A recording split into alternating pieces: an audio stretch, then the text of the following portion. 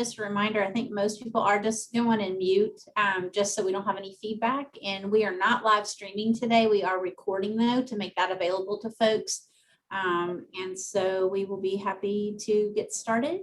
And I think we're good. So thank you guys for being here. Well, on behalf of Dr. Glasson, I want to welcome everybody back. I know you all are just ridiculously busy, and it's a lot of work to carve 2 hours out of your morning. I'm not positive we have any new faces, but I thought it might be helpful just to take 2 minutes here and introduce everybody. I'm Paul Zarapata, kind of the newly minted president of KCTCS. Thank you. Hi, I'm Meredith Brewer. I'm here from the Kentucky Department of Ed, serving for Dr. Glass today. He was unable to attend. He's actually in Northern Kentucky visiting Fort Thomas Independent School District. So happy to be here. Gene Hutchins, the Executive Director of the Kentucky Higher Education Assistance Authority. Hello, I am OJ Oleka, President of the Association of Independent Kentucky Colleges and Universities. Hey, OJ. Oh, Morgan Wilson from West Kentucky Community and Technical College. I'm so sorry. Oh, that's fine.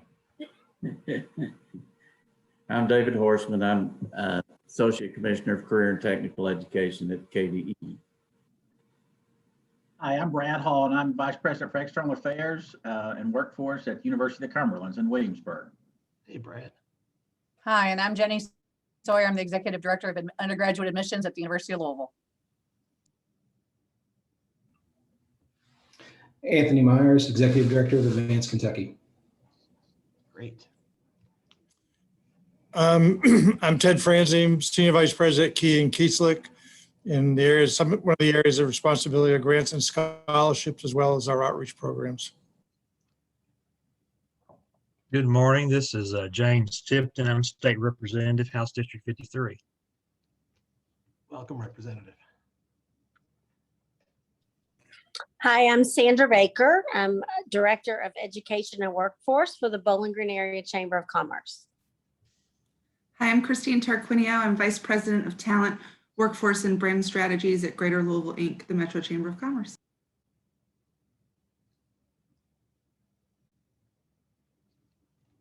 Did we get everybody? I'm Stacy Bassett with the College Board. We do the Advanced Placement Program, CLEP, and the SAT College Entrance Exam. Thank you.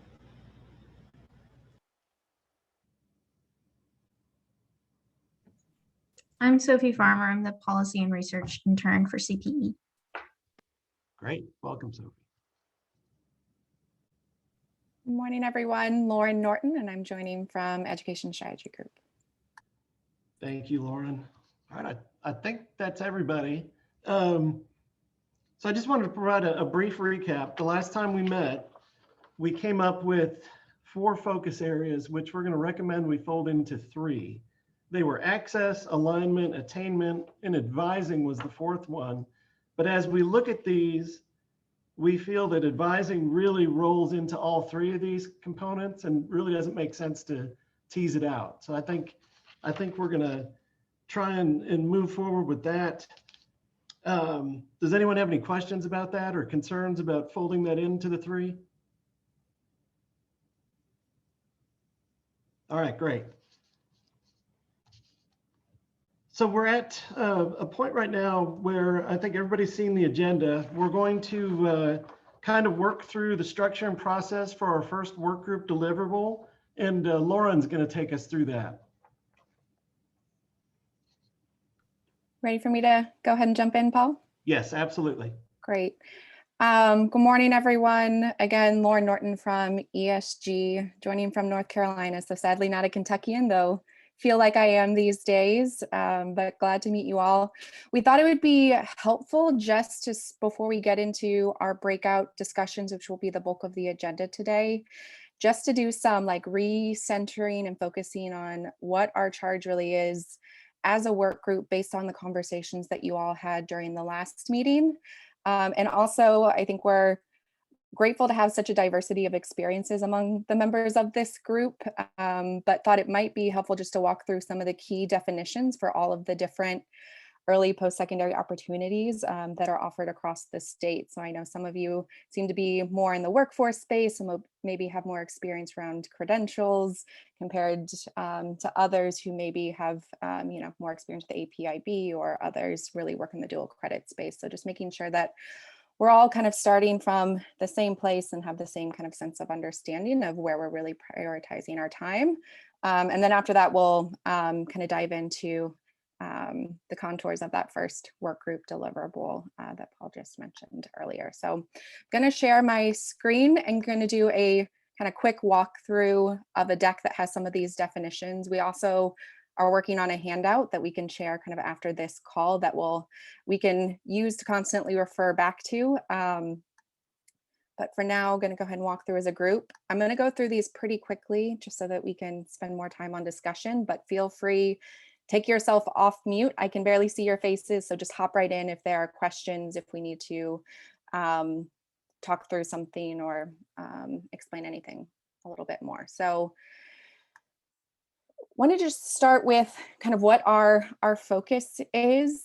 So we're the early post-secondary opportunities group, which encompasses a lot of different program types. So I'll walk through the definitions for each of these, but we have the kind of exam-based options such as advanced placement, international baccalaureate in Cambridge. We have dual credit and dual enrollment, as well as some kind of performance-based credit and CTE certification. So those are the kind of programs that we're going to be focusing on as a group. As far as the age range of learners that we're focused on, really going to try to narrow our focus, as hard as it might be, on high school students. We can certainly think about supports that students in earlier grades, so elementary school students or middle school students might need to prepare them for some of these opportunities in high school. But the kind of definition around early post-secondary opportunities, we really want to place the emphasis on that early piece. So I think there's potentially going to be another work group around adults, whether that's this year or could be a good priority for the continuum moving forward, but really trying to, again, just really focus us on kind of high school learners or earlier. And then as Paul shared earlier, really focus on our 3 priority areas. So we, in our discussions and in our recommendations, really want to be focused on how we can increase access and attainment, and knowing that we have some pretty significant equity gaps as a state, particularly thinking about how we can support low-income students, rural students, and students of color in accessing these opportunities, as well as to our 3rd kind of priority area, how we can really create alignment across sectors to ensure that students have kind of access to these opportunities and are able to succeed. So any kind of questions there before we kind of walk through definitions? Okay. So the first type of programs we're going to kind of lump together around exam-based credit opportunities. Big difference here is just what national program runs these programs, though they look a little bit different from the student perspective. All of these definitions come either from statute, and some of them are supplemented by KDE's definition just to kind of round them out. But again, you'll have access to these after the call. So advanced placement courses, students take a college level course. These courses are kind of overseen by the College Board. Students take a end of course exam, and based on their score and based off of the requirements set by different institutions, they can receive credit based off of their participation in that course. Cambridge is the same, but that program is overseen by the University of Cambridge. And then the International Baccalaureate program is overseen by the IB organization. IB looks a little bit different in that students can earn a diploma for taking kind of multiple courses as part of a broader program. When we talk about dual credit, I think there's a distinction between dual credit and dual enrollment. Every state calls courses something a little bit different, so wanted to refocus in terms of how Kentucky refers to these courses. A dual credit course is when a student takes a post-secondary or college level course and is able to receive both credit towards their high school graduation, so towards their diploma, as well as post-secondary credit that they can apply towards a post-secondary degree after graduation. The course can be taught in a couple different modalities, so it can be taught on the college campus, on a high school campus, or I think it's not mentioned here, but there are some online options as well. Dual enrollment, which in some other states is the same as dual credit, it's a little bit different in Kentucky.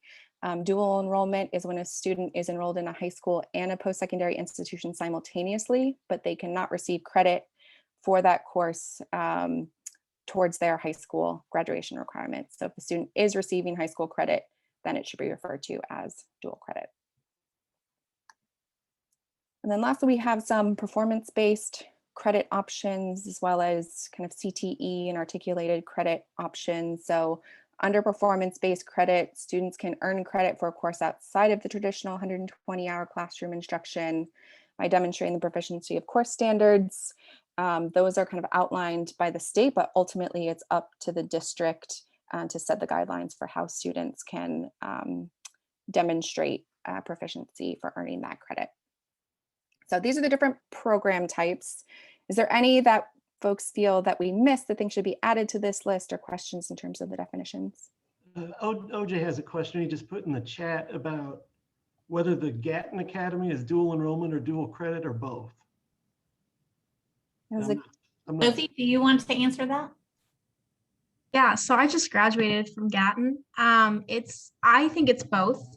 Some classes I take count for high school credit, and some of them count just for me taking them for fun. So it's a mix.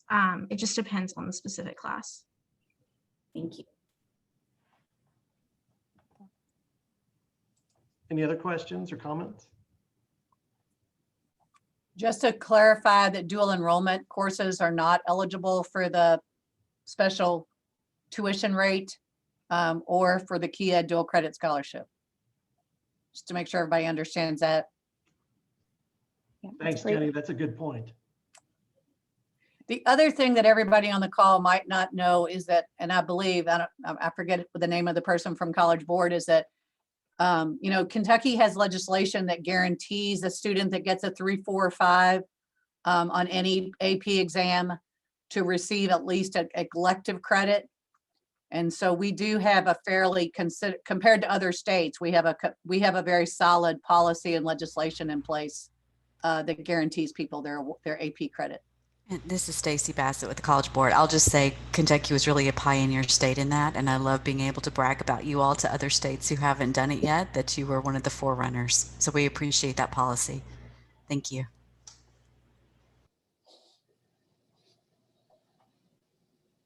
Any others?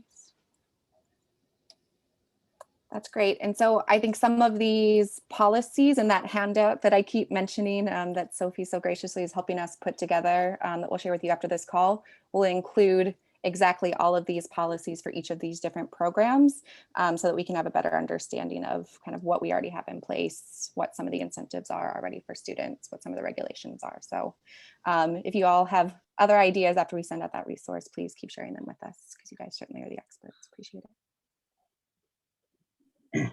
This is Representative Tipton. I appreciate the comments. Just a few comments about dual credit and our Work Ready Kentucky Scholarship. By statute, the Work Ready Kentucky Scholarship is incorporated at the high school level. However, last 2 budgets have included budget language, which essentially has incorporated all those under dual credit. Now, that's their goal, to get that by statute. Those typically, the original dual credit classes were 2 courses, more academic courses. The Work Ready is more for career and technical education, and there are 8 courses there, so students can take a total of, they can take more, but they can have 10 courses paid for through our program at the high school level. It's really fantastic. Any others? All right, so just have a couple more slides. Just want to, again, remind us of some of the data behind participation. So as we're thinking about access, what should some of our goals be in terms of increasing access? So this is from KY Stats and their early post-secondary opportunities report. It's a couple years old, so it's from 2018. And so numbers from this year might differ a little bit, but just wanted to provide the most up-to-date data. So based off of that, 52%, so just over half of high school graduates completed an EPO. That includes both those exam-based credit options as well as dual credit. I don't think that this incorporates some of the performance-based credit opportunities. And I think they said that IB is kind of lumped into the multiple category when students participating, but the numbers were less than 1% of all students participating in IB. Most students completed an average of 4 early post-secondary opportunities before they graduated from high school, but there's a lot of variability. If you noticed, nearly half of students completed 0 EPO courses, but some students completed up to 24. So a lot of variability there, and participation also varied a lot by district, as was shared at the first Continuum meeting. In their study, 14 districts had 1/3 or less of students completing EPO, while 12 districts had more than 3/4 of their students completing an EPO. So I think some districts are prioritizing more than others and have more access to EPO opportunities. If you notice here, AP and dual credit tend to be the most common types of courses that students participate in, with nearly kind of 1 in 5 students taking multiple types of courses. So maybe taking some AP courses and some dual credit courses as well. Lauren, could I ask a question before you move on? Yeah, of course. On the AP shows 23%. Is that, it says completed the course. Does that include taking the assessment as well, or just completion of the course? That's a good question. I'll have to look back at the report to clarify, because they, throughout the report, either do completion or not. I would guess that it is just taking the course, not necessarily receiving credit for that course by taking the exam. Which is another. And so then Lauren, yep. It's the 11% plus the 18% have done a combination of dual credit and AP. I think it's just what that means by multiple. I think it's the 11% is dual credit only. AP is AP only, and then multiple might be AP, IB, dual credit, some combination of 2 or more, is my understanding. Yeah. This is Representative Tipton again. Back to David's question. I was kind of had a thought along that. Stacy, if Stacy's on here, could you share with us the percentage of students who take the AP courses who actually take the test, and those that pass the test? I'm sure you all have some records on that. Hi, Representative Tipton. I don't know how many of those who take the course take the exam, because those are coming from 2 different data sources. We don't usually know how many are always in the course, and it's much easier for us to follow the exam data. What I can tell you that roughly national figure of those who take the exam, roughly 60% or so usually get qualifying scores that lead to college credit. Does that help? I do believe also that KDE, David, correct me if I'm wrong, but KDE has the school report card that we can pull that data to it, and KY Stats. It's a little delayed with KY Stats, but I do think that that's there by course too. That may be helpful as well. Okay, thank you for that information, everybody. I can get Scott and to work with KY Stats, Scott, to maybe figure that out for us. We can add that as a question to research after this and share back with you all. And then lastly, just want to recenter us on all of the benefits of early post-secondary opportunities. I know you know all of these, but again, this is from the same KY Stats report. So over 70% of students who completed an EPO course, that includes AP or dual credit, or IB, any modality, enrolled in a post-secondary institution the year following high school graduation. And that's more than double the rate of graduates who did not participate that you see here in this first bar in this chart. And then students who completed an EPO had significantly higher first-year GPAs. They earned more credit hours and had higher second-year retention rate. So lots of benefits there. I know also was shared, CPE has a really fantastic kind of longitudinal study that's specific just to dual credit that looks at some of these as well. Lauren, OJ just posted a good question here. Do we know the race and income demographics of these students that engaged in EPOs? I can answer part of that. That is available, and I will put both links. KDE has it in their school report card, and so does KY Stats, and it does show the breakdown of gender, demographics, socioeconomic status as well, and disabilities as well. Yeah, and I think in this is Brad. Can I ask a quick question from UC? I was looking at this and kind of goes back to a question I asked earlier about how many take the AP exam and pass it. Is there data out there that shows that students seem to be more successful in dual credit versus taking the AP exam, or they get college credit, I guess, more taking one or the other, or is it even or equal? Or I was just thinking about access to early post-secondary opportunities. Is it easier for a student to have access to a dual credit than it is an AP course? And the success rate, is there a success rate higher or lower than the other? Yeah, I think that's something we can definitely look into. It's not data that I've seen thus far, but Amanda, I'm guessing that that data exists somewhere. And if I may jump in and add, you got to be careful about defining success from the very beginning. Currently, the outcomes of each courses are different, and how you measure success is very important. So you need a tight definition of that before you engage in that question.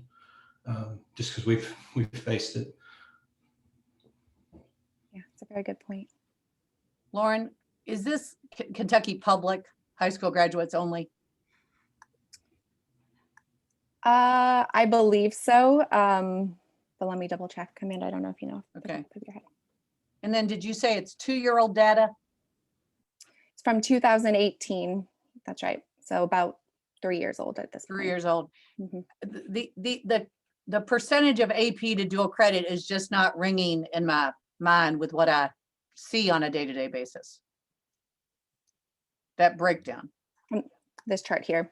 Yeah, it just doesn't, I don't know. Jenny, this is Lori Beth. I think you see more students who are taking AP than dual credit because they can take it pretty much from freshman year on. Of course, you've got some CTE, but it's a fact of how many actually earn that dual credit. And I think that's where we've seen numbers in the past is how many have earned the college credit compared to dual credit have earned college credit. And those are the numbers that we're thinking about. Yeah. That makes sense, Lori Beth. Right. Well, if it's all right, feel free to keep throwing questions in the chat, particularly those that you want us to look into and bring back to the group next time. I'm happy to look more into it. But wanted to just share what our work group is working towards completing to be able to share back with the Continuum. So we can share this out after the meeting as well, but this is the kind of template that we're going to be using to share our progress updates as a work group with the Continuum. So our next Continuum meeting is June 23rd.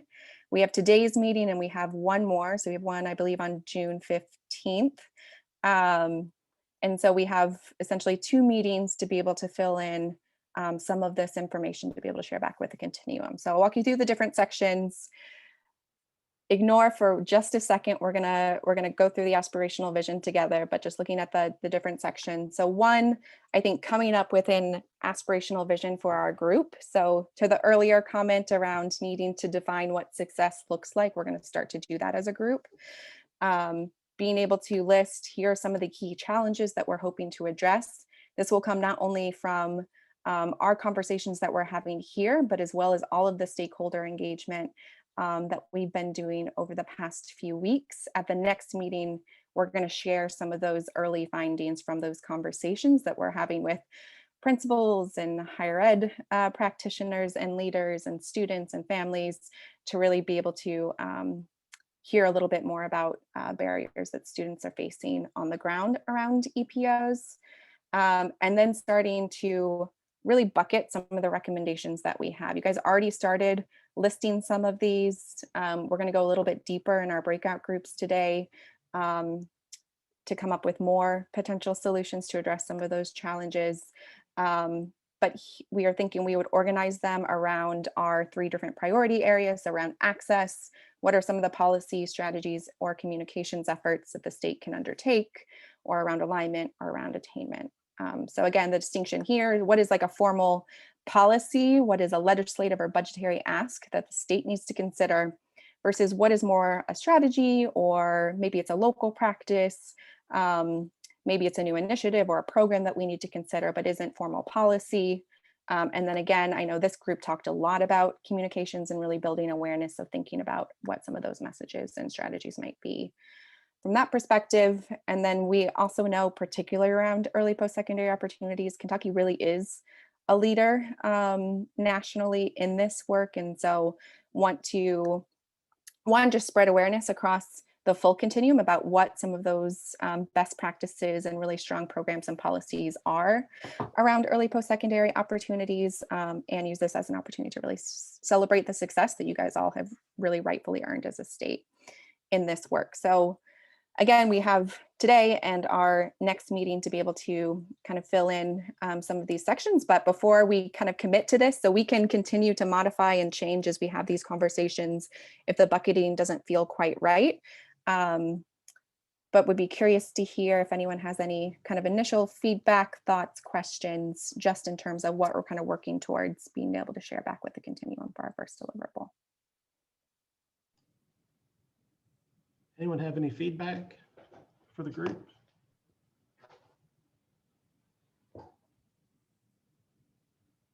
Okay. Well, for the sake of time, I'll continue to move us forward, but again, feel free to offer feedback over the course of today or even after the meeting. So I wanted to start with just setting this aspirational vision. The goal of this section is really to think about, why is the work group focused on this work? If we issue recommendations, if the state implements them with fidelity in a perfect world, what are we hoping the state of early post-secondary opportunities will look like in Kentucky? What are our kind of measures of success long-term, again, with a kind of aspirational lens to this work? So based on the notes from the last meeting, I've tried to fill in what some of these might be. So again, we're not getting to the point of specific strategies, but just thinking about what are some of the kind of outcomes that we're really hoping to drive towards through our work. So I'll give you all maybe 30 seconds if you want to go ahead and read through these. We won't read them to you, and then would love to hear kind of feedback from the group of what's missing, what language might we tweak, anything that we might want to remove. So give you a couple seconds to read.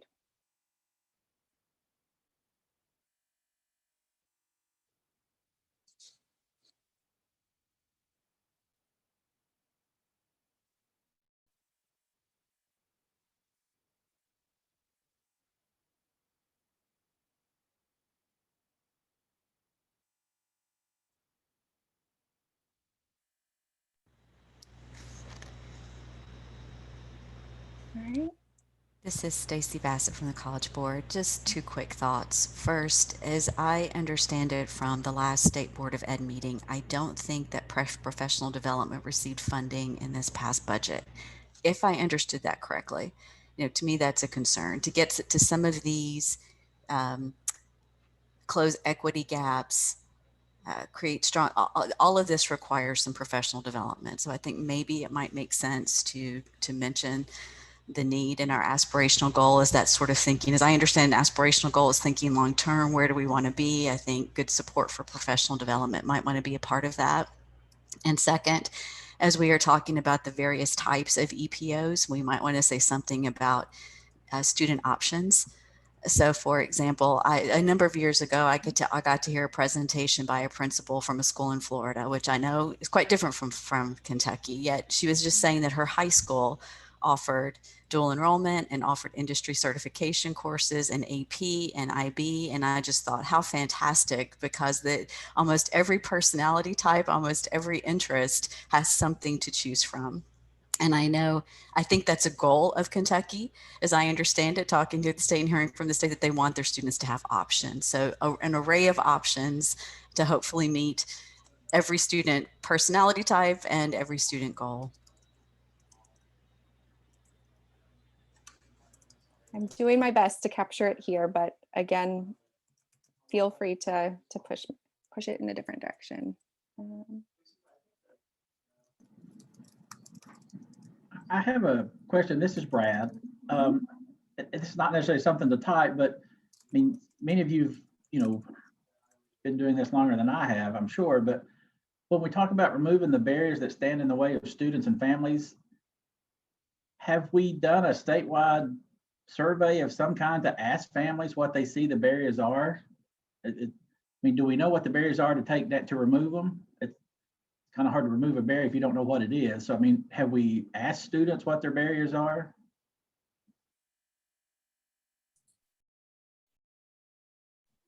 So I can share what we're doing as part of this process, but welcome others who may have done some of this work previously or doing it now. So the Continuum is hosting a number of interviews and focus groups, including with students and families across the 8 regions of the state. So I think, again, we'll be able to share some of that feedback at the next meeting. And I think that's kind of one option. Obviously, we're not going to be able to speak with every student, so there might be kind of broader efforts to be able to pull up on some of those issues, but welcome other thoughts from the group. Well, that's exactly what I was going to share. We're in the process of hearing not just all success stories, but what even keeps students from even engaging in early post-secondary opportunities, whether it's not even offered to them. And we're asking them the same questions of those who schedule students. What do they see is their typical student who takes dual credit or AP, because that's a lot of the efforts around. I won't talk about Anthony's work, but truly about Advanced Kentucky with their AP efforts about open enrollment and really encouraging students who wouldn't even see themselves as worthy or quite worthy and very capable of doing advanced coursework. And so, Brad, that's what we're hoping to capture. But I know other smaller communities have done some outreach in their own to figure out current barriers to whether that's funding or access or communication that have really worked towards that. And we're hoping to capture some of those promising practices too, to share what communities have done to come around, because that's where I've seen the most powerful impact for access is when the communities own it and they go, let's remove that, because we know our students are capable and they work with their business and industry and their post-secondary institutions as partners, which is to me amazing. And that is happening in different parts of our state. It looks different, but that is what we're trying to capture. But to Lauren's point, we certainly are welcoming those regional strategies that tend to be working and that have had impact. So I appreciate you asking that. And a lot of the Continuum members have absolutely said we cannot just generalize a Kentucky strategy. It's really got to be intentional around the regions and the cultural impacts of our students going or pursuing whatever it is they want to do in post-secondary to be successful, sustaining adults. And so we're really trying to be intentional with that and hopeful that we can do that with fidelity. That's our goal. So thank you. And if I may just add on to that, one of the common themes that we've seen over our work over the last 12, 14 years, it's going to sound cliche, but it really is around expectations, appropriate expectations of our students, and they're often not high enough. In some of the work that we've done with KY Stats, we found that there are, through the course of our work, about 3 times as many kids capable of doing this work and succeeding in this work. They just don't know it. The students themselves don't know that they can succeed in the course. So there is a communication You just need to communicate that to all stakeholders, teachers, families, students. They all have a role in it, and it's getting that message out and setting those expectations. And once you set those expectations, they often meet it once they're expected to meet it. So just a theme that we've seen. And I would have to agree with that. I think a real theme that we've seen working with some of our students is this whole expectation issues. They just don't believe, some of them and their families don't believe that they should be enrolled in these early opportunities. And I think that's somehow a barrier we've got to figure out how to overcome. And on your aspirational goals for not only for counselors, I think it's professional development for teachers as well. I think that's an important issue to expand that beyond counselors and other support staff. I think the teachers need that professional development and need to be supported in achieving and acquiring that development. This is Lori Beth Wilson, and I'll agree to the things that they have been saying, but I also want to make sure, as was discussed, this is very regional. So barriers in far west Kentucky are very different than barriers in far eastern Kentucky and central. So even for my 22 high schools, I have concerns that are different in each of my different high schools. One, being able to have a credentialed and qualified teacher in a high school to teach dual credit, having the options in our area technology centers. For 22 high schools, I only have 3 area technology centers in our area, and I have 1 career academy.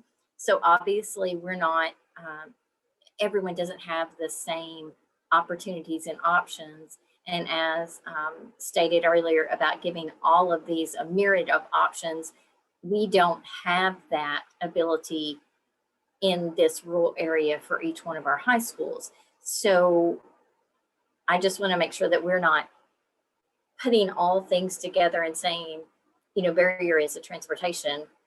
Transportation for some of my kids means a 60 to 70-minute drive to a post-secondary institution. And some it's 5 minutes. So lots of differences. Unique. That's great.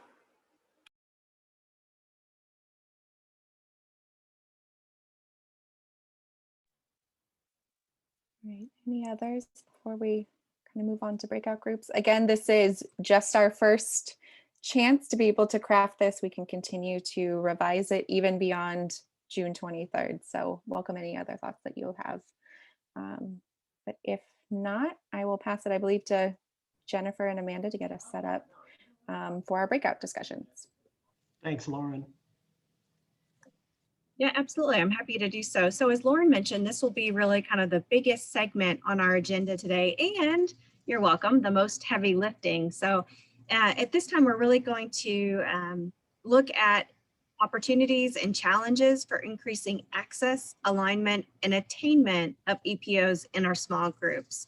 So we've broken you into 3 groups based on those who expressed interest in the survey, or you were randomly assigned again into access, attainment, and alignment. So Dr. Zarpada and Dr. Zarpada will lead the attainment breakout room, and I'll serve as his note taker. Dr. Brewer will lead the access breakout room, and Lauren will serve as her note taker. And then Dr. Ellis will guide the alignment breakout room, and Sophie will serve as her note taker.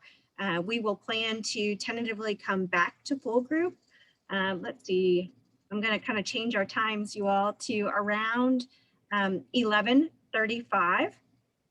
And then we'll come back for a share out and discussion around our breakout discussion. So at this time, Dr. Ellis, I'll turn it to you.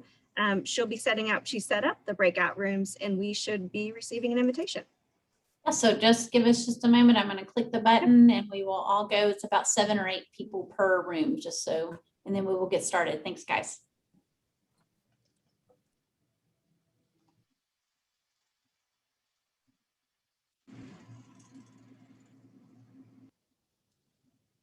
All right, I think we've got everybody warping in.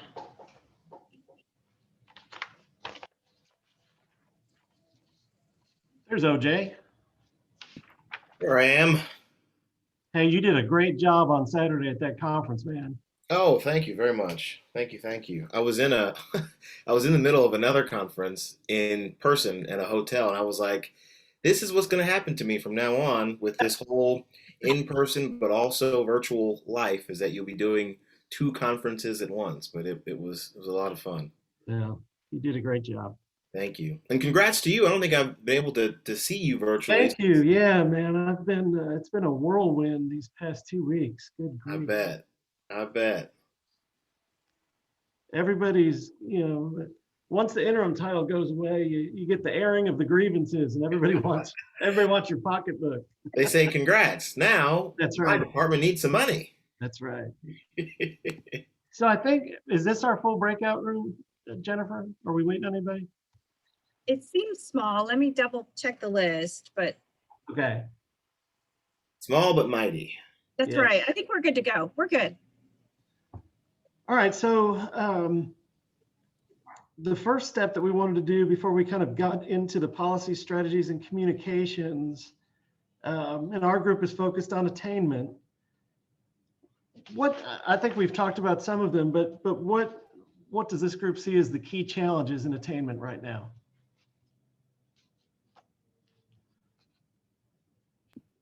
Well, I mean, quickly, just from my perspective, and again, I work for a higher education association for independent colleges, but my research background is in social capital, career pathways for high school students figuring out what they're going to do next. I mean, my thought with attainment is always, and I realize attainment and access aren't the same thing, but effectively looking at the gaps and then trying to figure out what the structural reasons are for those gaps. And one of the things I mentioned, I think, before with this group, research tells us high minority, high low income schools in particular, often in an urban context, just aren't the same with regard to college going culture, with how counselors specifically are able to view their roles. Some of that is principal based, some of that is district based, but basically it becomes more of a behavioral thing, an administrative thing, as opposed to creating college going or post secondary opportunities. So if that is the case, that then puts in motion students who are in those high schools to not attain opportunities for post-secondary options, which again would be early post-secondary opportunities from our vantage point. How then do you change those with regard to recommendations for school districts or at a policy level? So that's a long answer, but that's kind of how I would frame it.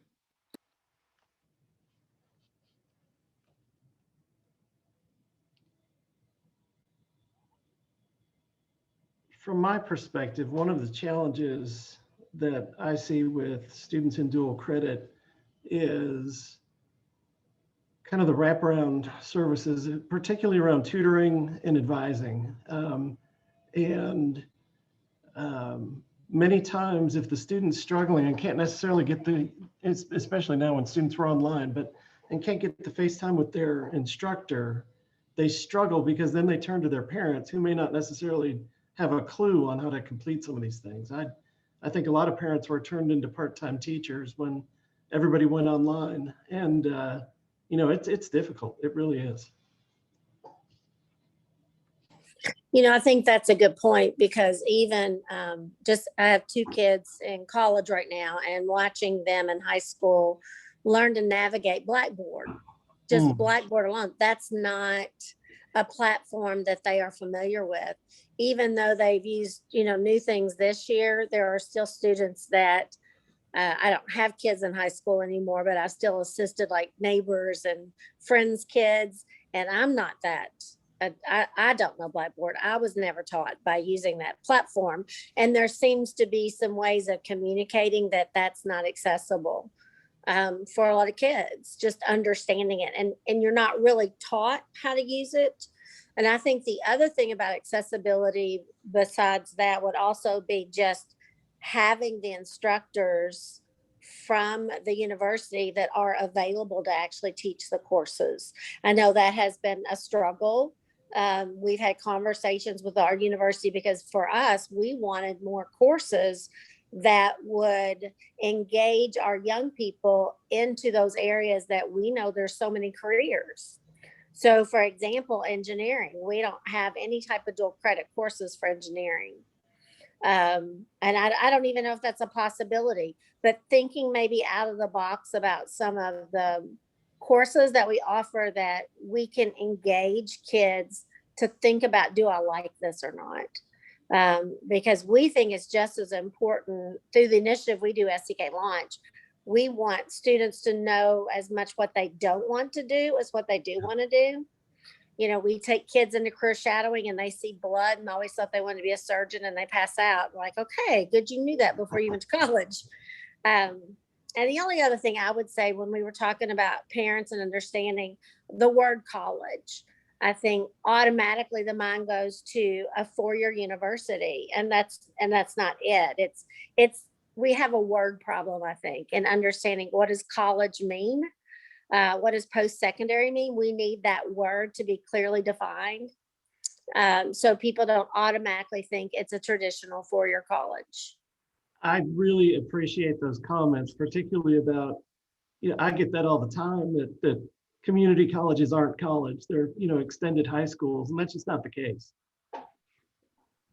So I had the opportunity to judge some of the applications for the Commissioner's Student Advisory Council. And I had about 35 applications. And out of all those applications, I was really surprised to see how the students were disappointed in the lack of early post-secondary opportunities in their particular school building.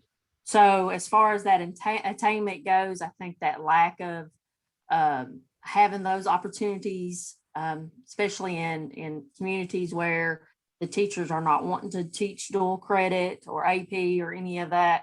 So, I mean, that's a barrier to cross, and how to get there. Hopefully we can figure that out.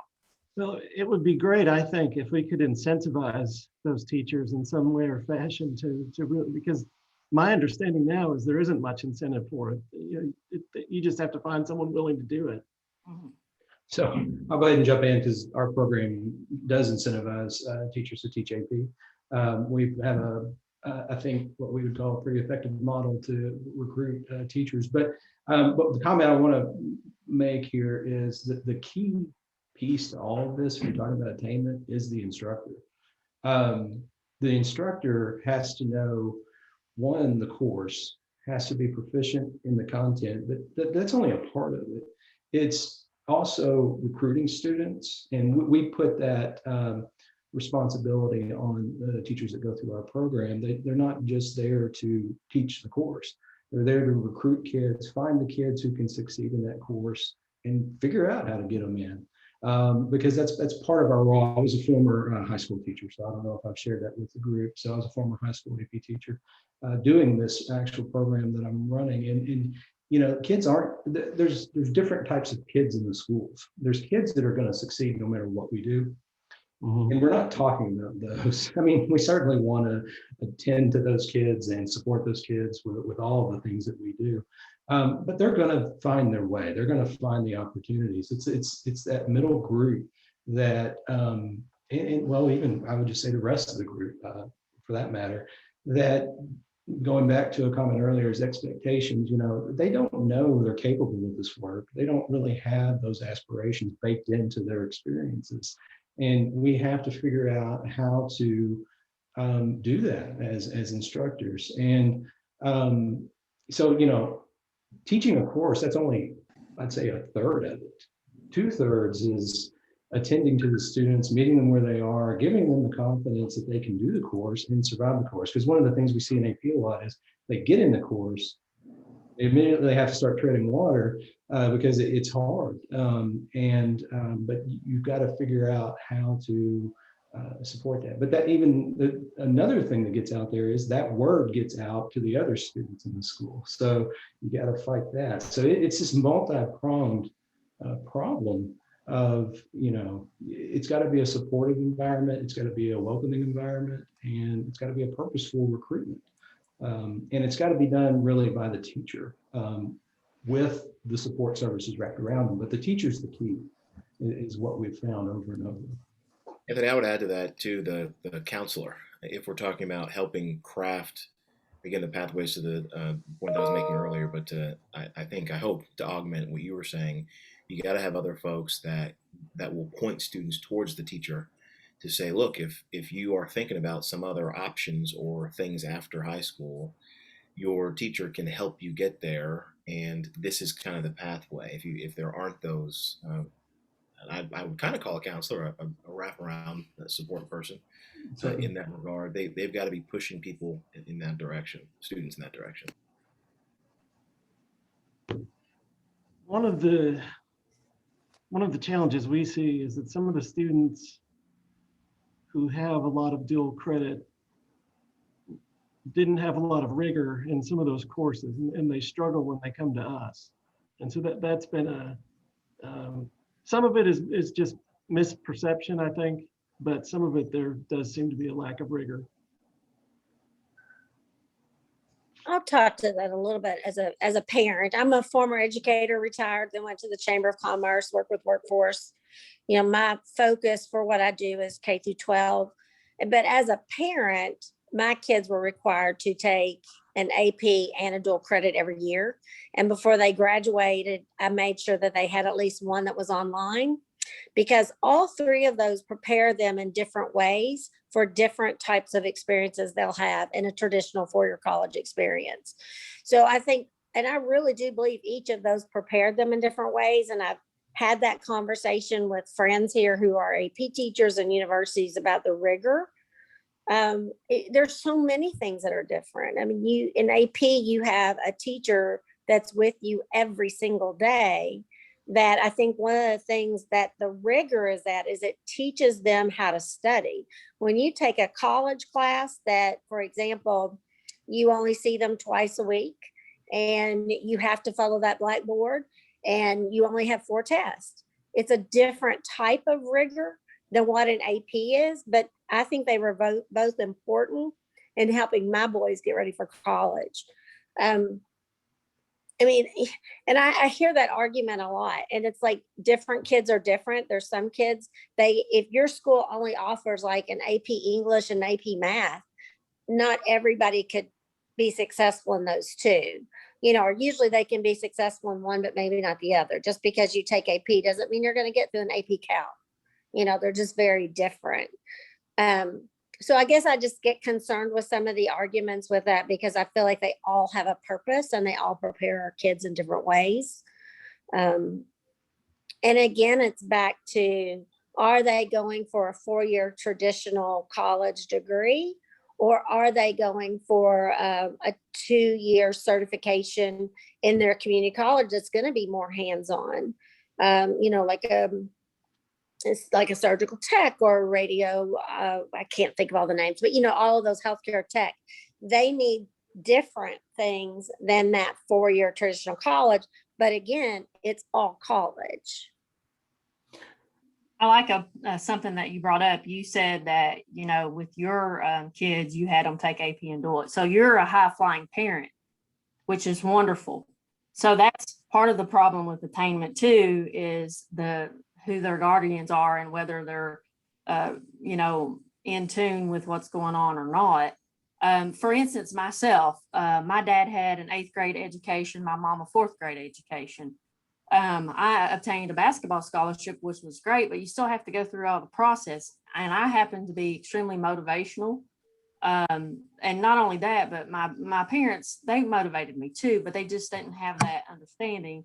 So I had to do it myself, which, you know, in my case, turned out good, but for other students, that's not always the case. So I started thinking after our discussion on April 12th about the wording and the terminology, and how we automatically, as educators, we think if I say ILP to a parent, they automatically know what that means, but that's not true. And so I'm trying to figure out ways to get parents to understand the ILP. So I thought about parent workshops, but then again, you've got to get them there. So barriers all the way around, but I think the biggest part is getting across that and getting to the parents and getting them there. If we can get them there, I think that will help a lot. And Sandra, I just want to say I appreciate your comments too, because I think sometimes the messaging with all of these options gets translated through a number of filters down to our schools, and our schools perceive offering dual credit, AP, IB, Cambridge, they see them really as in competition. And I think to your point about creating the experiences you did for your children, they do offer different benefits, and they do provide us with different different opportunities. And we need to figure out, I think, and we got to be careful about defining attainment and success too, because, you know, is attainment X number of courses? Is it a single course? Is it, you know, is it a course that they apply to a major that they go into, which most don't, you know, because they end up changing fields as they go through, as we all do, you know. So we got to be real careful about what we mean by that. But I think at the end of the day, what we all want is when a student matriculates into post-secondary, that they are capable to do whatever they want to do. So they've had that experience, just like you said with your own children. You give them enough experiences through these different opportunities that they can navigate on their own, which is that's when we win, I think. So. Yeah, and I think, you know, sometimes, you know, AP calculus can have, and I think because I was a high school math person, I taught calculus. So that AP calculus has a different level of rigor. But if I have a really strong AP calculus kid that was an introvert, I would push them to take the dual credit speech and communication class. Well, for them, they're outside of their comfort zone. They're, you know, they needed that in high school to get ready for the next level. Mm-hmm. Is it the same kind of rigor? You know, obviously they're taught in different ways. You have different experiences. But that growth for that young person in that communications class was probably a lot more than the AP Cal that came easy for them. Yeah. But that's kind of a little bit of my soapbox, because I really worry about if we try to get kids into this tunnel where it's all the same kind of experiences, because they're young people that need to be stretched in as many places as we can. The other thing I would say when we're communicating, and this is me as a former educator, and then years being a grant person, and now being at a chamber, understanding that workforce data for our guidance counselors is crucial. And we are really working hard on that and trying to get an audience, even with our guidance counselors. We work with our local college career readiness coaches often. We have a great relationship with them. We share data with them, but being able to do that with a broader audience, even our teachers, to understand, you know, there's a place for, I always say there's a place to have a flutist. You know, your economy is not going to grow in a town that doesn't have orchestra, the arts. At the same time, we need mechanical engineers, and we need a lot of them. So understanding that data and what it means so that you can share that with these students, so they know if they choose this particular major, here's what it's going to take, but here's what it means in the long term, which is you're going to spend most of your life in the workforce. So are you going to be happy in that? Are you going to have a career in that? And what are the different options that are available? And I think there's a lot that we can do to help our school people understand that, which will also impact their advising in, you know, a 2-year college, a 4-year college, a technical school, and those options. Yeah. And I got one more comment, and I'll stop, I promise. But one of the other side of the coin to attainment that we fight a lot is if a kid doesn't attain whatever we define as attainment, that's failure. And, you know, it's not really failure, but that's what they hear. So we've got to be real careful about what we define as what it means to succeed for a student, because we would see, and we can pull our data and show that a student may engage in it, and we deal with AP courses, obviously, so I'm sure it translates to others. They engage in one, they may not get a qualifying score out of that first course. But if they have the confidence to continue on that path, they'll get it out of the second or third more often than not. And it's having them not see that as failure just because they didn't succeed the first time out.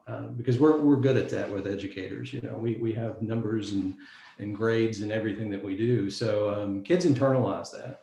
And especially when you're trying to reach underrepresented groups of students, they don't know that. they don't know to often keep pushing on. So we have to make sure that we carry that message. So.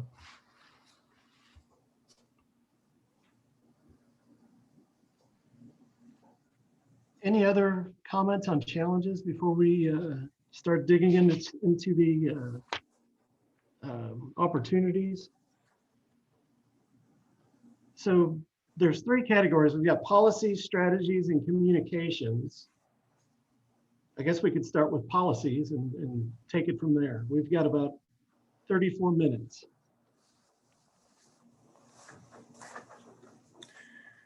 Well, Dr. Zarpeta, I thought it was very interesting what you said about Rigor and through the dual credit programs.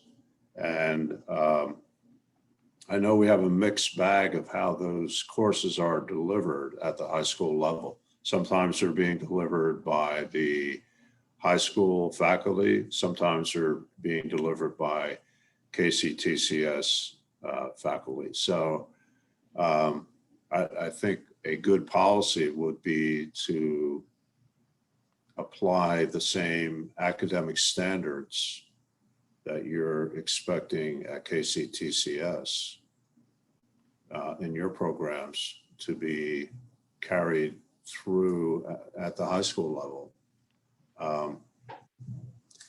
I think the underlying issue is one of preparedness. Our students, do they have the skills to, and sometimes it's maturity levels as well, whether it's, and I'm not talking about emotional maturity even, it's just, the brain goes through development as children grow, and are they at the stage where they can do independent, some kids are and some kids aren't, but I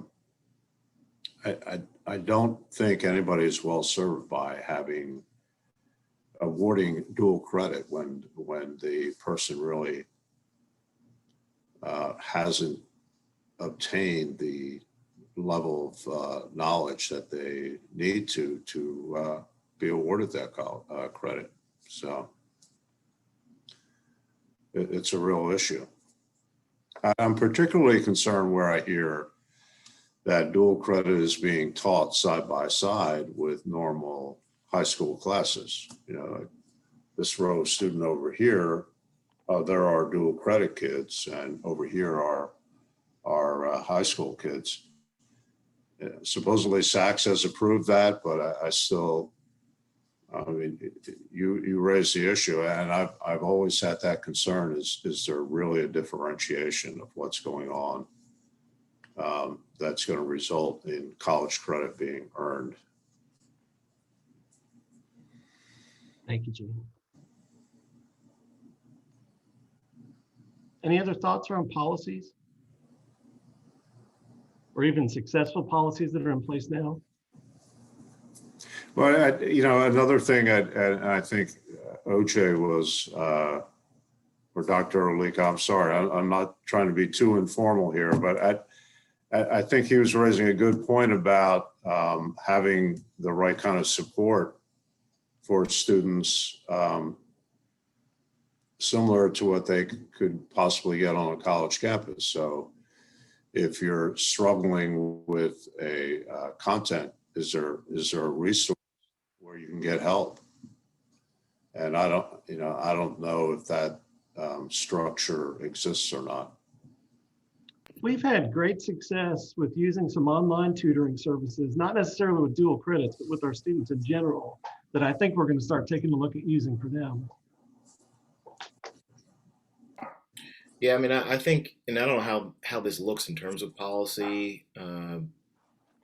I've got some thoughts on counselors, basically, is where I'm going with this. I think we've got to do something in terms of giving districts the latitude to be sure, but also creating some parameters around high school counselors can be more directly engaged with regard to their job responsibilities in a post-secondary career pathway for their students. We have the academies, to be sure, in Jefferson County. A number of different school districts are trying similar things. But I think making clear that high school counselors ought to be working with all students, but particularly the students that we know live in these gaps based on what our charge is. Again, students of color, low-income students, rural students. We got to have something that suggests that high school counselors focus their efforts on creating good quality career pathways that include post-secondary opportunities for those students. And I don't know how that looks in terms of a specific policy, but it has to live with people within the school. Again, I don't want to put everything on counselors. I know that they have 17 jobs already, but it's got to be designated somewhere, or it'll fall through the cracks. It'll work well where it's already working well. It'll work well if you get a new school leader or two who care about it. But in the instances when you don't have that, you're going to have those same structural challenges that I think lead to unattainment for these same groups.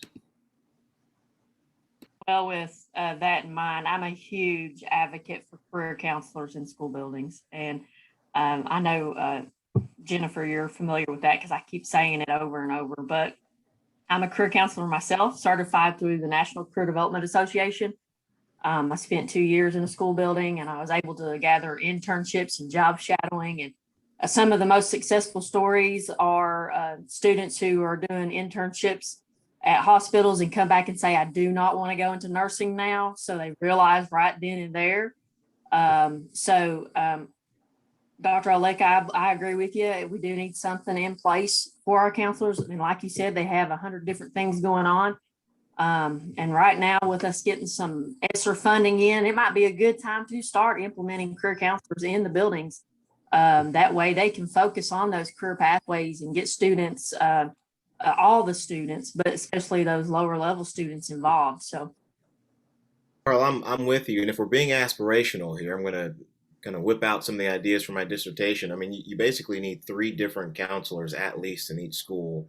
Somebody who's administrative, somebody who is psychological behavioral, and somebody who's career focused. If you've got that and you have the numbers to match it, I mean, the National Counselors Association says 250 to 1 or something like that. I mean, that would be ideal. I don't want Representative Tipton to yell at me that I'm trying to create more jobs in schools. That's certainly not a free proposition. But I mean, if we're being aspirational, I think that's something that we got to take a look at. and I agree with you wholeheartedly. Yeah, I'll chime in with that. Our superintendents in the 2 main districts we work with here, because of work we did with them, they have hired college and career counselors in all 5 of the high schools here. That is on top of what we have for our counselors. So that's an additional person, and it's a cost that they took on. But I would say some type of policy around that. There's already some policy, but it wasn't strong enough to really advocate to do that. And it was sort of an unfunded conversation. So I hate to say something that has to be funded, but I think it's critical. The ones that we have here, their role and what they do is very different than the guidance counselor.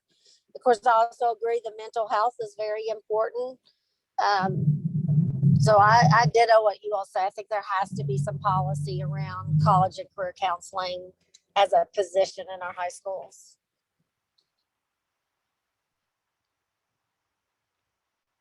You know, the concept of success coaches seems to resonate as something that, and I think the role of a success coach is different than that of a counselor. Just the cadence is more frequent. And you know, that person is typically doing the nudges. It's hard to scale, but you know, that's another, just my anecdotal evidence in the high schools and the middle schools of what's kind of missing. Any other policies anyone can think of?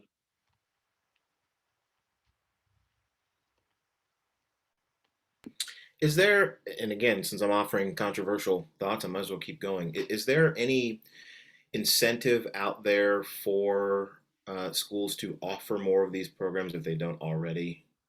Like IB, AP in particular, if they don't?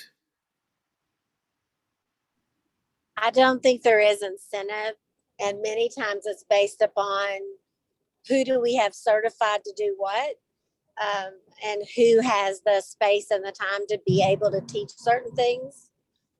And that, at least the conversations that we've had with our schools, that's the biggest issue.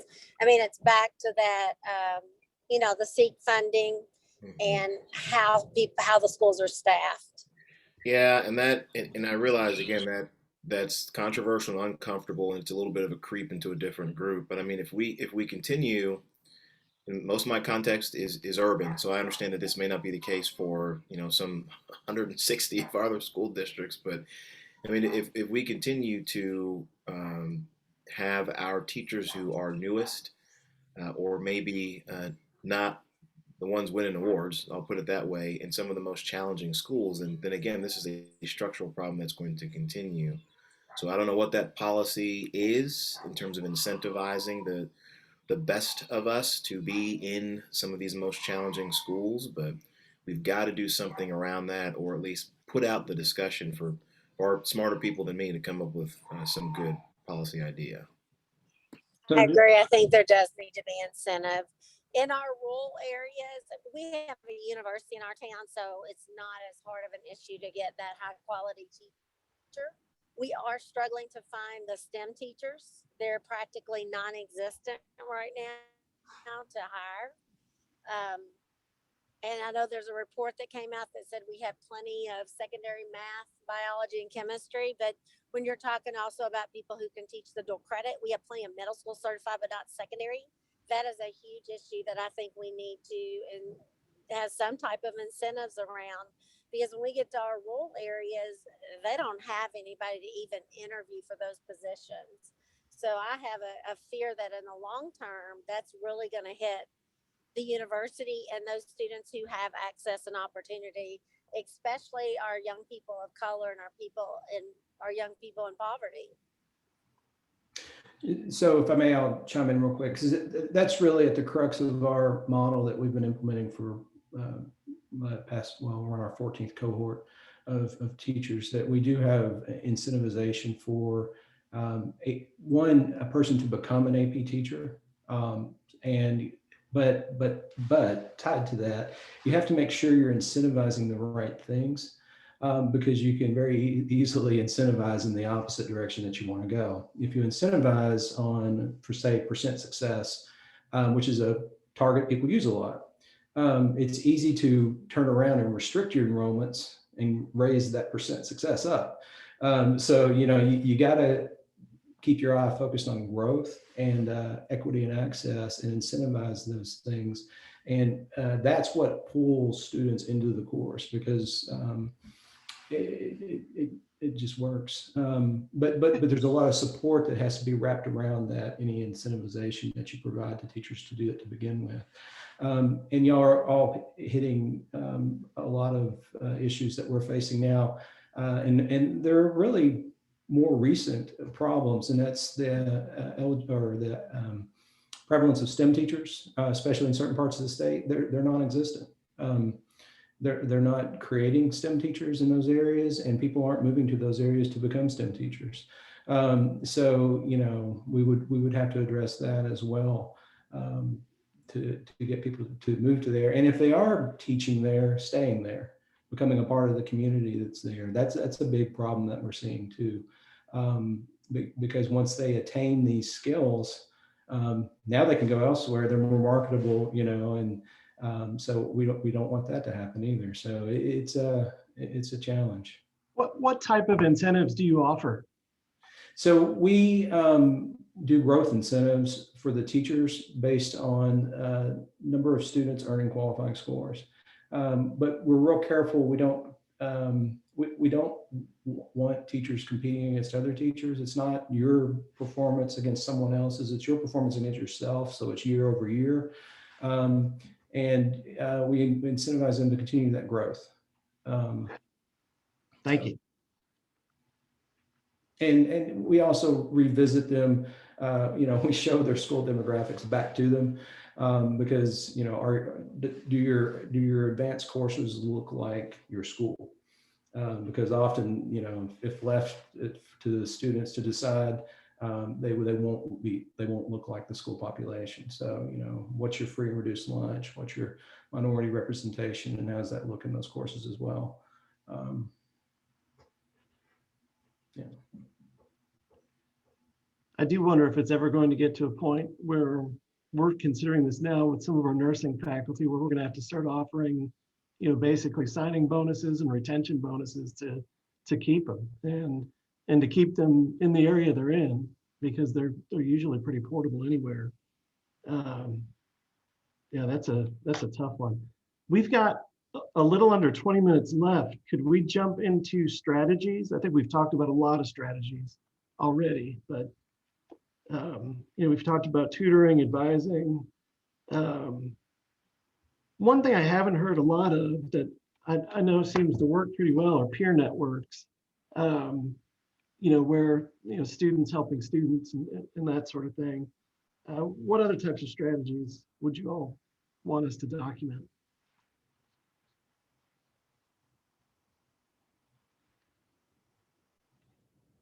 Professional development for instructors came up quite a bit.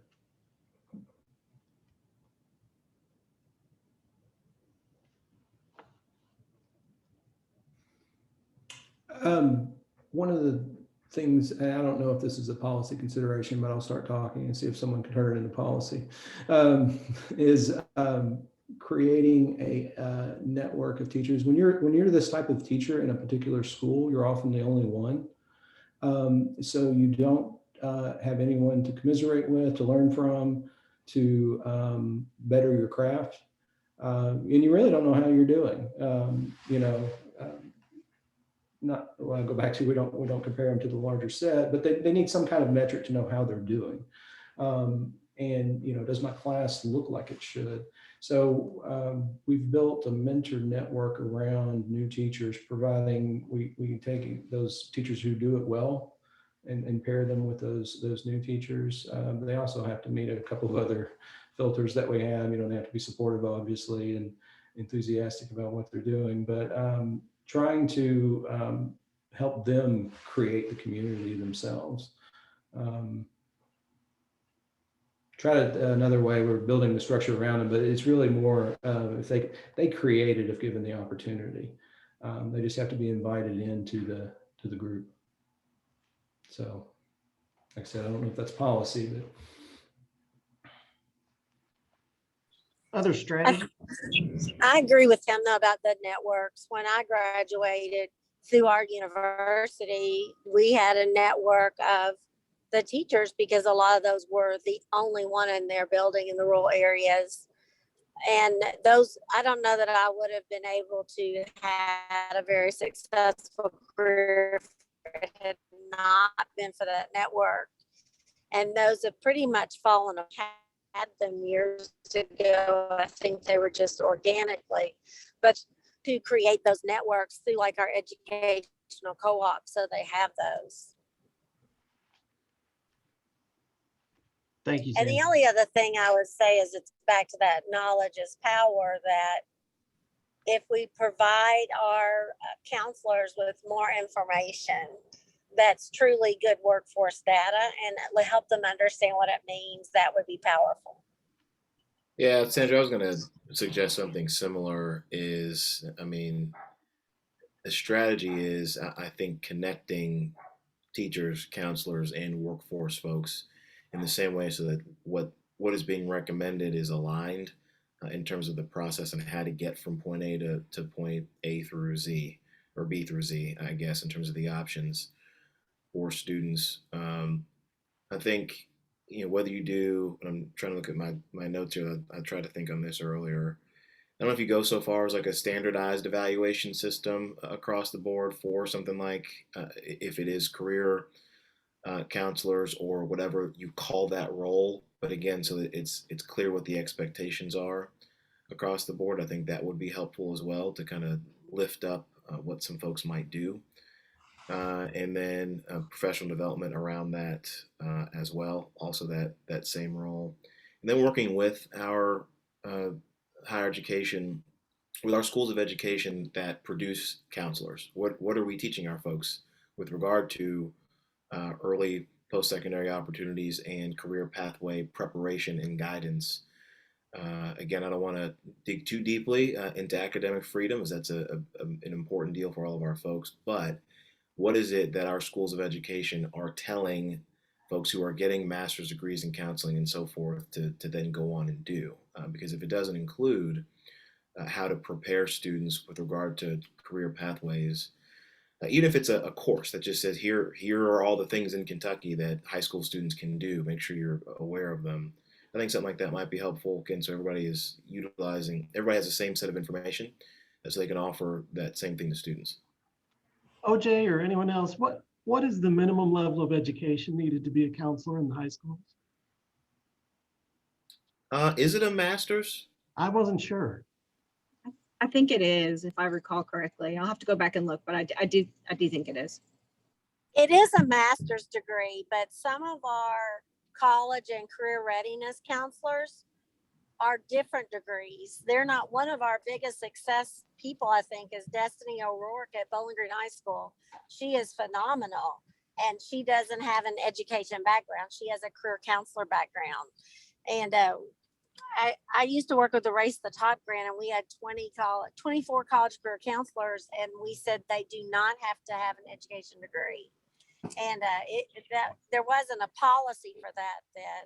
And we did that on purpose so that we would get people who had gone a different route. And many of them worked at the universities and the career centers at the university. So they just brought something different to the table.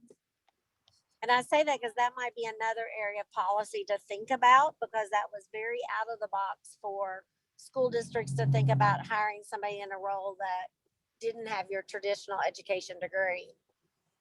But the guidance counselors do have to have a master's program in counseling. Sorry, I thought you were finished. I love Destiny. Honestly, she's the only other certified career counselor through NCDA that I know that's working through in K through 12. Most of them work at the college level. You probably didn't even know that there's a Kentucky Career Development Association. I am actually on the board. And I got on the board just this year, and I'm the only K through 12 career counselor that's on that board. And so I'm trying to really push K through 12 career counselors.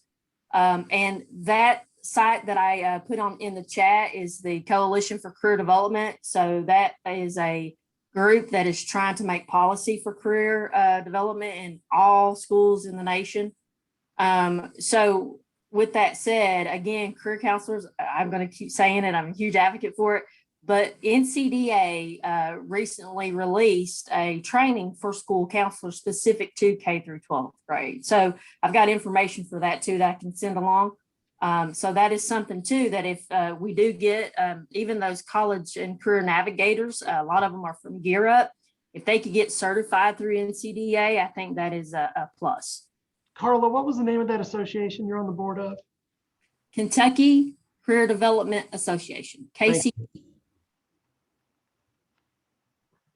And WKU actually, they also, you'll probably know more about this than me, but WKU also offers a career counseling certificate. And they did that specifically for our 24 Race to the Top individuals. I'm not sure exactly how many of them finished that, but they do have that option for anyone in the state now.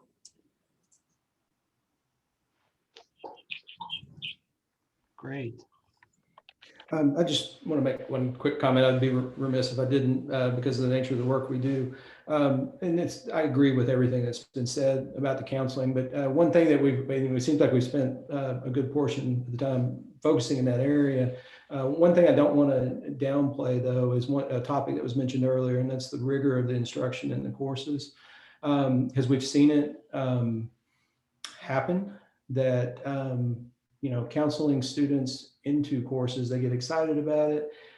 If they haven't had that sufficient rigor in those courses to be prepared for that pathway, you're almost doing a disservice to that career aspiration. So, that's all is equally as important. I just wanted to comment on that because I feel like we didn't get to dig into that one as much, but not that either are more or less deserving of our focus, but they are, I think, equal in that sense. Very good. Well, I think we've got some strategies listed down. The last category that we have is communications.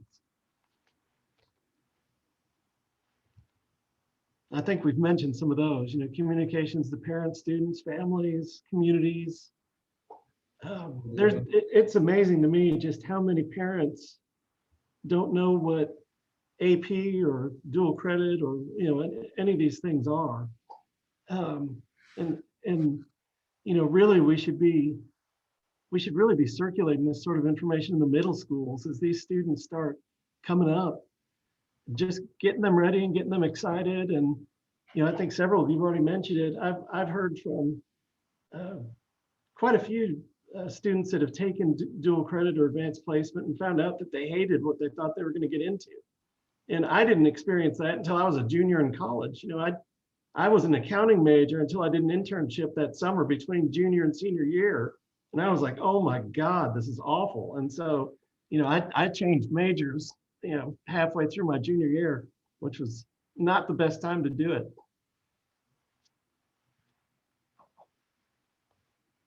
Any other thoughts on communications? I think it'd be good to have a narrative of exploration with our communication to students and families. And what I mean by that is, to your point, Paul, there's this thought that you have to be clear-eyed when you're 13 about what you want to do when you're 65. And it's an impossibility, especially for the up and coming generations. As we all say, most of the jobs that students are preparing for aren't even invented yet. Yep. So I think having this perspective of exploration is important. And attached to that means you have to know what's out there. So it means doing a bunch of different stuff, having a bunch of experiences in early post-secondary opportunities to fully explore what you might want to do. Because quite frankly, it's a good thing if you can figure out your junior year that you don't want to be an accountant, your junior year in high school that you don't want to be an accountant. That way you're not spending so much time in college or other things learning it later. So I think that would be good. Again, I don't know what that looks like in terms of a formal campaign or communications plan, but exploring as a part of your high school journey for what comes next, I think would be healthy. Well, I would love for us, and OJ, we talked about a little bit at the President's Council in the last CPE meeting, some collaboration in this narrative where all of higher education and CPE and K through 12 could come together and really carry the same song with everyone and march in the same direction.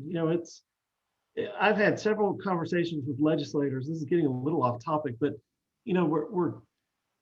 when we're talking about degree pathways and those sorts of things, we're going to have some moral dilemmas as we come up. And at some point, is it morally okay for us to be churning out CDL drivers and putting people through advanced manufacturing courses that might, jobs might not exist in 5 years, but we've got extraordinary pressure from business and industry to churn these folks out.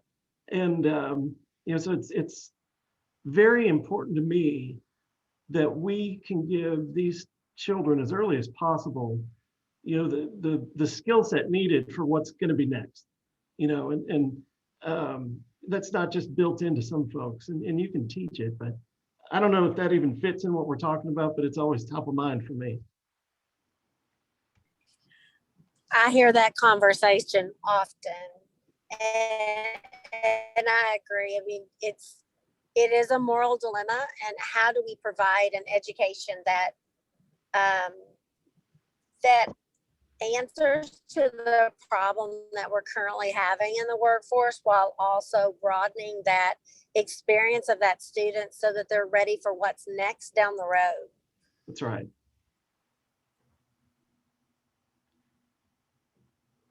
I think we see it every day that, we as professionals have to reskill ourselves, as everything keeps changing. And I think the pandemic has really brought that to light.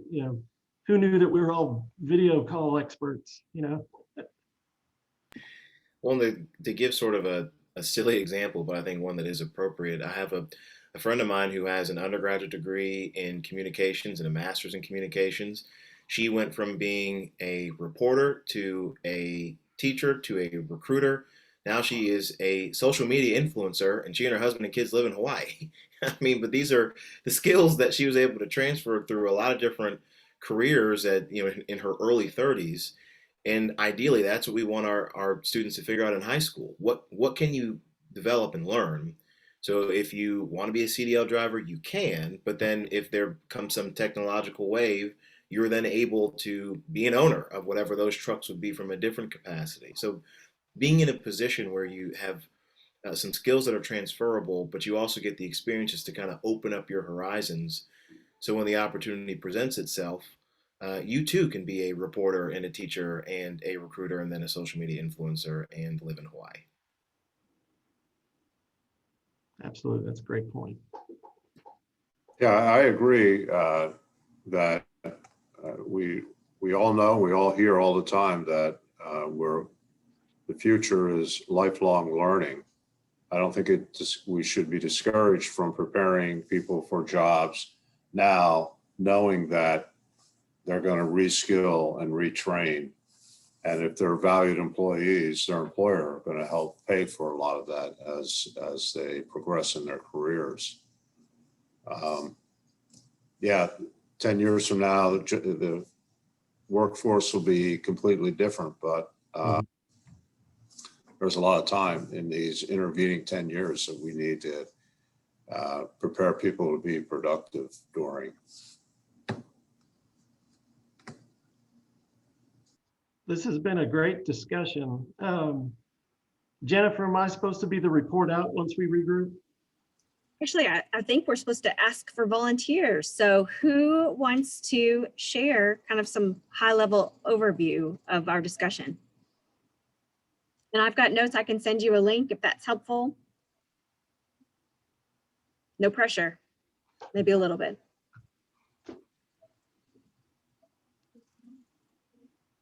OJ, would you want to report out? Sure, I can do it. Fantastic. You are a gentleman and a scholar. Only for you, Paul, only for you. We do have 2 minutes left. I know that's not much time, but are there any remaining questions that we want to capture that maybe even might help Lauren and her team think about the next meeting and how to prepare?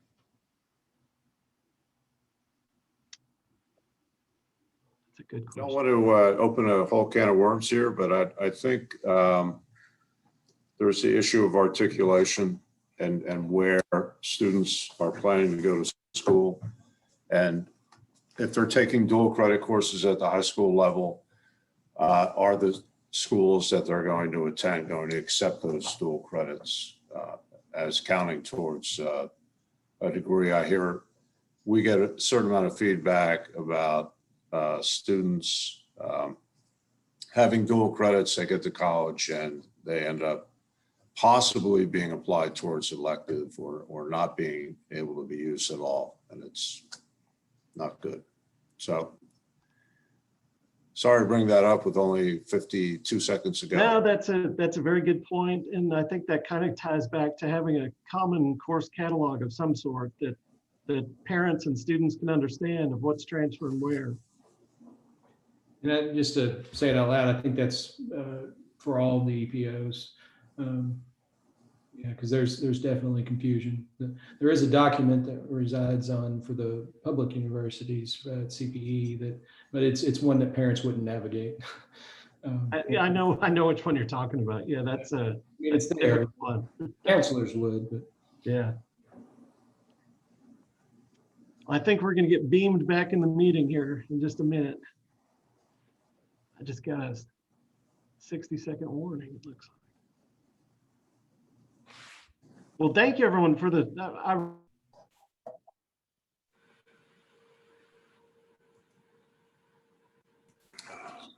All right. I think we've all zoomed back into our main group or almost there. So I'll go on and get us started so we can remain on time. First of all, I want to thank you all for, hey Carla, the conversations today. I don't know about the rest of your breakout groups, but we had a rock star group and Probably could have talked another hour about a lot of these topics.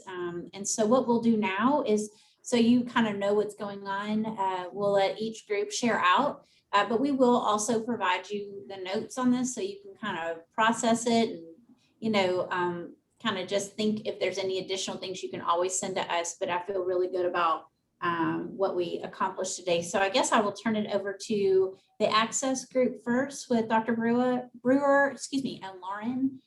Do you guys or have somebody that wants to share out from your group? Sure. Well, everyone wanted to share out, so I volunteered just so that no one would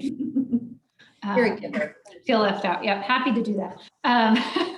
So we really hit on a lot of the similar topics that we had talked about in our original meeting, which emphasized again how important they are, which is communications. And so we mentioned kind of what that would look like to be sure that we were pulling in families. In particular, we talked a bit about, you know, are there parents and students who are not currently engaging with early post-secondary opportunities that we have not sort of asked why, and how could we get their input to sort of help understand the motivations and the barriers. We talked through really, you know, kind of what the Continuum is trying to do, and really are encouraged by this sort of interagency setup, because we really want to be sure that we're hearing from our target audience. And so we want to have more students engaging with early post-secondary opportunities. Along the same lines, sort of when should those communications begin? And we said, you know, the earlier the better. Representative Tipton really said this is a P20 continuum, and that if we can engage with students in as early as preschool to sort of help them think about kind of in an age appropriate way, sort of their future and how they might consider their own professional trajectory. And then we talked a bit about, you know, what other data do we need to identify the gaps to access, and that we know there to be some situations where there is an overwhelming number of early post-secondary opportunities available to students. And in some of our districts, there are very few. And sort of why does that exist? What, you know, is there a way that we could help? And I know we spoke about kind of these regional considerations, but how could we help assist with access in that case? But also what parts of sort of these cultures where they have in some of our districts where there's just this assumption that every student will engage with an early post-secondary opportunity. What are some of those elements of that culture that we could help instill in other districts and try to replicate some of those perspectives on early post-secondary opportunities? I think those were the high points. Lauren, anything else? I think that covers it. Appreciate it. Great. Any questions for the Access group before we move on?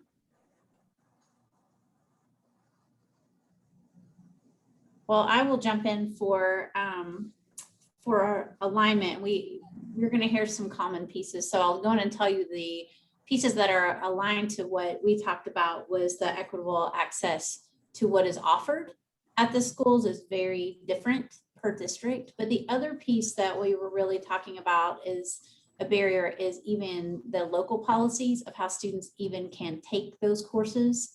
Some have ridiculous requirements where they have to meet all ACT benchmarks. So even if they met it in English, but they didn't in mathematics, they can't take the English 101 course. So like local policy issues is something.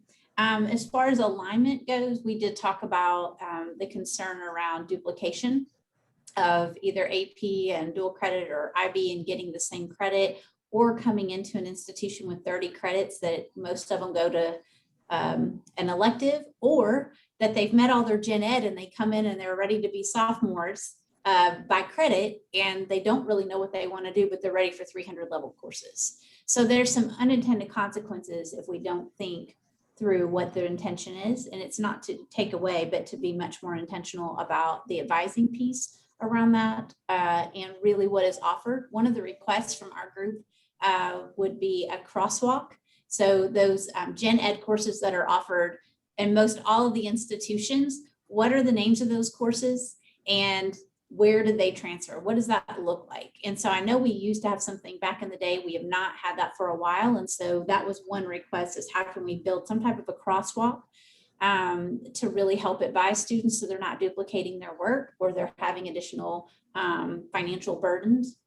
The other thing we talked about was capacity of the advisors or coaches or the folks who are talking to these students. One of the points were made is we're not getting more people and we're not getting more resources. So how do we put the resources and tools in the hands of the folks who are talking to students? How do we prepare them to talk to students through professional learning? That was a request and strategy recommended, in communication to families. What is the give and take around not having parents want to be helicopter parents, but not being so uninvolved that their children don't know what to do, how to navigate. So helping navigate at home and navigating at the school. The other thing we talked about was really the menu of options for students, kind of the access to the different things. Is it different career pathways or credentials? Or what is it? Is it AP, IB, dual credit, and really getting into that. And then even talking about authentic course approval, which goes back to the pieces that are just those absolute gen eds. But then the other courses, are they really for enrichment? Are they for attainment towards their degree? Are they really authentic to where they will transfer? Because we do have some dual credit courses in our state that are made up basically for students to take, but they don't transfer in beyond an elective or not accepted. And so that is a problem. That's a barrier and an unintended consequence. And then the other thing we talked about is also alignment to the marketplace and how it aligns to careers that meet the needs for the economic development of our state and where the careers are. So we can't just look at it in a vacuum, for sure. And so the continued additional information is just the ratio of counselors to students, what's offered, what does each high school offer by district, and just is it an array or nothing? And so we can really start looking at the equitable access. We did talk about graduation requirements and making sure that talked about the importance of high school looking different, making it meaningful and relevant for students, so that transition is more successful and intentional and strategic by the way that we work with our students. I will stop talking and turn it over to any of my colleagues that I got to spend the last hour with. What else did I miss, guys? I was trying to read from my notes quickly. Is there anything? Wonderful. And I think OJ is gonna take us out through attainment. Is that correct? That is correct. And Awesome. a lot of what we said was actually similar to your all's group, which I think is good. You'll see some common themes. But when we were talking about attainment, a lot of the challenges that we found were structural in nature, if they were regard to availability, in terms of the type of folks that are around to teach certain courses, dual credit in particular. For example, if you wanted to take an engineering dual credit course, but there weren't folks available to teach it, how would you deal with that? Also, rigor was attached to that with regard to making sure that the courses that students are taking dual credit are rigorous across the board. Another issue was with regard to communication. How are these courses, whether it's dual credit, AP, college going, in general, how are they communicated? For example, do students, when they hear college, do they think 4-year only, or do they think certifications in a 2-year opportunity with KCTCS or otherwise? So that was certainly a challenge. Also, quite literally communicating with folks, as in not having the FaceTime with advisors or other people that could be helpful with helping figure out what those pathways could be. And then also the structural challenges with regard to availability and equity. If you're looking at what the research tells us, how minority high poverty schools typically don't have a college going culture, which then makes it more difficult to provide AP opportunities. Again, if teachers aren't there that are able to or certified in these areas, that makes it more challenging.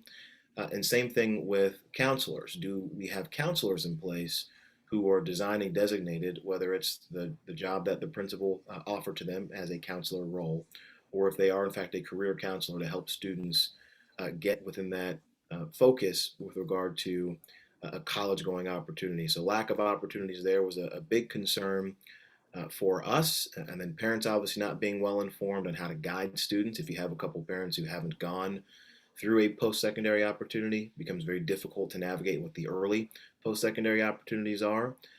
So then we wanted to figure out exactly how you could work to find some solutions there. And we talked about some existing programs and policies that could be helpful. Advanced Kentucky is looking at, and they do already, some incentives for teachers, particularly in growth, for helping students succeed, to put them on a pathway to success. But we also had a number of recommendations to look at some of these challenges that I mentioned earlier. We talked about applying the same academic standards as college level to be applied to high school level to ensure preparedness, particularly with regard to dual credit. And we wanted to make sure that that high school students are provided with tutoring and support when they need additional help, again with dual credit or AP or other things. We got a touch bit controversial. So Representative Tipton, we said not to yell at us for this, but really differentiating out a high school counselor in particular with regard to career pathways, if it is a career counselor or a role explicitly defined, or a few of them in high schools to help students figure out career pathways, whether it is a 4-year or 2-year or something else, so that students have a full opportunity across the board. We talked about a few different types of counselors, an emotional kind of health behavioral counselor, college career one, maybe an administrative one, and success coaches as well within that grouping. We talked about ways to incentivize early post-secondary offerings for schools and teachers. That way you get highly qualified folks within our schools that have particular challenges in that area. Then also clarifying again the responsibility in those roles. And our strategies really dovetailed with all those things as well. We talked about tutoring, advising, again, incentives, peer networks in particular as a way to be helpful for folks, and then also professional development for our existing people.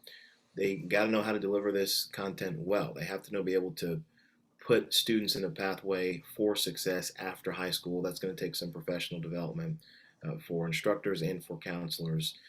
But also looking at our schools of education to figure out exactly what our counselors are learning with regard to career pathways and providing opportunities for students. And we also talked about workshops and conferences for parents as well, so that they can be informed. But communication plays a role in this too. And so we want to make sure that parents and families and communities are clear in terms of the explanation of offerings that are out there, and to circulate to middle schools even to prepare. And then we also talked about the style of communication and focusing on an exploration for students and families. Basically making students and families feel good about exploring the different opportunities that they might have in high school for later. We talked about examples of folks who might develop a broad set of skills that they could use in different career pathways throughout their career. That is the importance of exploration. But also figuring out what you don't want to do earlier. If you knew, for example, that you didn't want to be an accountant your junior year in high school as opposed to your junior year in college, that puts you on a better path and better footing for long-term success. And then also making sure that K through 12, CPE, higher education generally, and so forth are all on the same page, especially with our workforce community, on what all those options and opportunities are. Making sure that we're all singing from the same hymnal or speaking that same language is good. Obviously, the Continuum is designed to do that, but really cementing that. Then we had a couple questions that we wanted to really think we could figure out. Articulation and where students plan to attend school. Are those schools going to accept those credits? Again, that's a hard one, but it's an important one. And also, how do we get a common course catalog that is accessible to families that looks at transferability and those types of things? That's also important. And then again, obviously trying to look at this through that lens of equity for the groups that were outlined earlier, students of color, low-income students, and rural students, and making that make sense for all those groups. Okay, we had a lot of notes. I hope I didn't leave anything out. Jennifer or others, if you want to add to that. That's great. Well done. Yes, very good.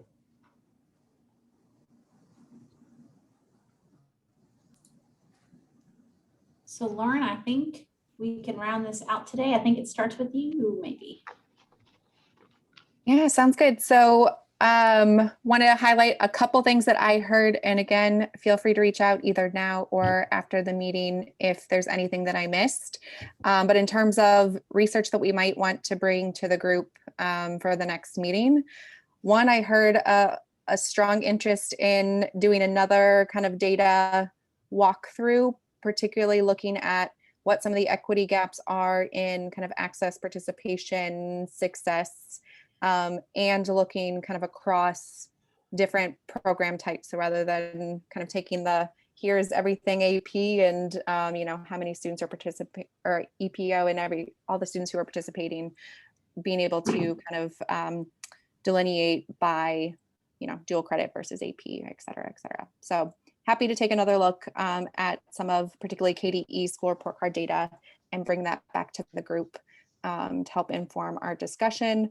I know I have access to all of your notes, so I won't read through all of them now, but I know you guys marked some of the more like what some program examples could be that we could pull in. So whether that's around the credit transfer or otherwise, happy to look into those as well. But again, I think the big focus from a kind of research data sharing for our next meeting is really going to be sharing all of the insights that we've heard from our conversations with stakeholders across the state. And so look forward to sharing those with you. Thank you. Yeah, so I'll just piggyback off of Lauren's, just an update on that. I will tell you, Lauren and her team are simply amazing. And Sophie has joined with facilitating as well. We started the focus groups and interviews on April 30th and have had almost daily interviews and focus groups taking place. And even as we were having this meeting, we were asked if we could facilitate a focus group of juniors and seniors in their experience with early post-secondary opportunities today, since so many are graduating early. And so we have a lot of folks across the state that are participating. I'm so grateful. So I think I really am hopeful for the feedback, perceptions, and experiences that you're going to see throughout Kentucky. And so that is fully underway and is pretty stacked up and backed up, which is a great problem to have. And we're just very grateful for the participation. So I do think you will be pleased, hopefully, with the outcomes, and really affirms today our conversation about the questions based on what you all talked about last time, of we're asking the folks about their experience, about their barriers, their successes, what made the difference. And I think hopefully we'll get some insight into different people in our state and the different experiences they have that will help guide our actions even more. I'm going to turn it over to Paul. Paul and Jennifer will close us out, and I do appreciate you guys being on today. Yeah, I want to thank everybody. I know it's terribly difficult to carve 2 hours out of your schedule like this, but I think this was just a great exercise. I believe our next meeting is June 16th. Is that correct? That's correct, Great. at 1 p.m. Okay, good deal. I don't have anything additional. Again, thank you very much. Thank you for everyone being very engaged. Perfect. Thanks, everyone. In the meantime, we'll be sure to share the notes from today and the EPO definitions document in our Google folder for May's resources. Otherwise, we look forward to seeing you again Wednesday, June 16th at 1 p.m. Have a great day. Thanks you all. Bye-bye.